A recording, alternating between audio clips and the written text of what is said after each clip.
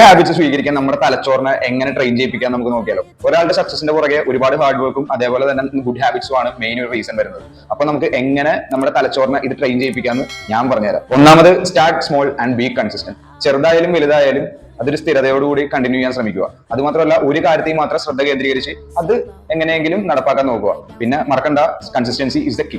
രണ്ടാമത് habit stacking ആണ്. Habit stacking എന്ന് പറയുമ്പോൾ വേറെ ഒന്നുമില്ല, നമ്മുടെ നിലവിലുള്ള ശീലത്തോടൊപ്പം വേറൊരു പുതിയ ഹാബിറ്റ് നമ്മൾ ആഡ് ഓൺ ചെയ്യുക. ഫോർ എക്സാമ്പിൾ, ഇപ്പോൾ ഉച്ചയ്ക്ക് ഊണിന് ശേഷം ഒരു 10 മിനിറ്റ് നടക്കാൻ പോകുന്നതൊക്കെ നമ്മുടെ ഒരു പുതിയ ഹാബിറ്റ് ബിൽഡ് ചെയ്യാനായിട്ട് എളുപ്പത്തിൽ സഹായിക്കും. മൂന്നാമത്, വിഷ്വലൈസ് യുവർ സക്സസ്. നമ്മളൊരു ശീലം അത് നമ്മൾ സക്സസ്ഫുള്ളി കംപ്ലീറ്റ് ആക്കണതായിട്ട് നമ്മൾ വിചാരിക്കുക. ഇത് നമ്മുടെ ഒരു പുതിയ ശീലത്തിന് മര്യാദക്ക് പ്രവർത്തിക്കാനായിട്ട് നല്ല രീതിയിൽ പ്രേരിപ്പിക്കും.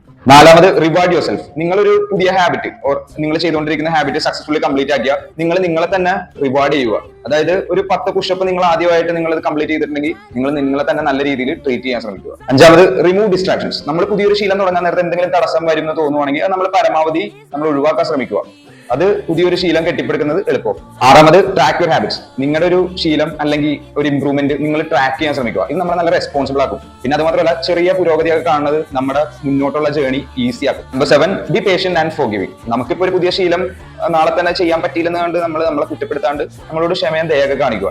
അത് ഇത്തിരി സമയം എടുക്കും, എന്നാലും ആ ശീലത്തിലേക്ക് നമ്മൾ ശ്രദ്ധ കേന്ദ്രീകരിക്കാൻ നോക്കിയാൽ മാത്രം മതി. പിന്നെ മറക്കണ്ട, ആദ്യം പറഞ്ഞ പോലെ തന്നെ കൺസിസ്റ്റൻസി ഈസ് ദ കീ. അപ്പൊ ഈ വീഡിയോ ഇഷ്ടപ്പെട്ടെങ്കിൽ ലൈക്ക് ചെയ്യാനും ഷെയർ ചെയ്യാനും മറക്കണ്ട.